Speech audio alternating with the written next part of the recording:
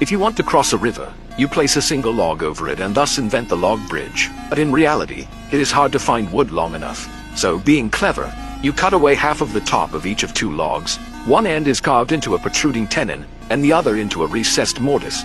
In this way, the two logs can fit tightly together, and cannot be separated vertically, only horizontally. Next, at the overlapping section, you chisel a vertical hole and drive in a matching wooden peg. Now the two logs cannot be separated horizontally either. This is the pegged mortise and tenon joint.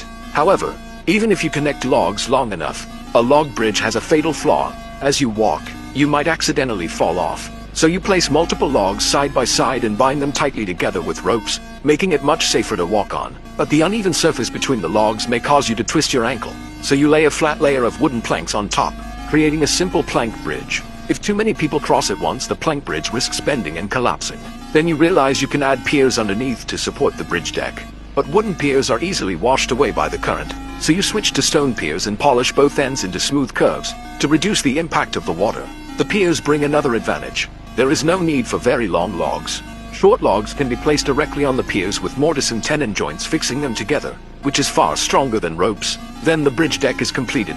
To make the wooden bridge safer, you build railings on both sides using horizontal rails and vertical posts, and coat all exposed wood with tung oil for waterproofing and preservation. Thus you obtain an upgraded stone pier wooden plank bridge. But soon you discover that even with tung oil, wood still deteriorates quickly under long-term sun and rain. This does not stump you. You build a covered corridor over the bridge, using the roof to shield it from wind and rain, and extend the bridge's lifespan. In this way, you invent a basic covered bridge. However, it is only suitable for rivers where boats do not pass. If copied to busy waterways, too many piers would obstruct navigation. So you decide to replace many small piers with a few large ones.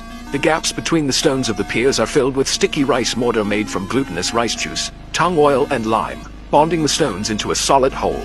Both ends of the piers are built into conical cutwaters to reduce water impact. Above the piers, cantilevered wooden brackets supported by layers of bamboo are laid, with the timbers still firmly connected by mortise and tenon joints.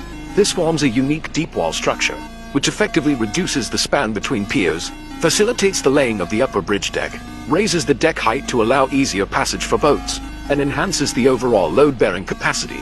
Above, in addition to the wind and rain sheltering corridor, you can also build a pavilion at each corresponding deep wall structure to provide downward weight, making the entire bridge as stable as a mountain and resistant to tipping. In leisure time, pedestrians can enjoy the scenery and drink tea in the pavilions. Thus, congratulations!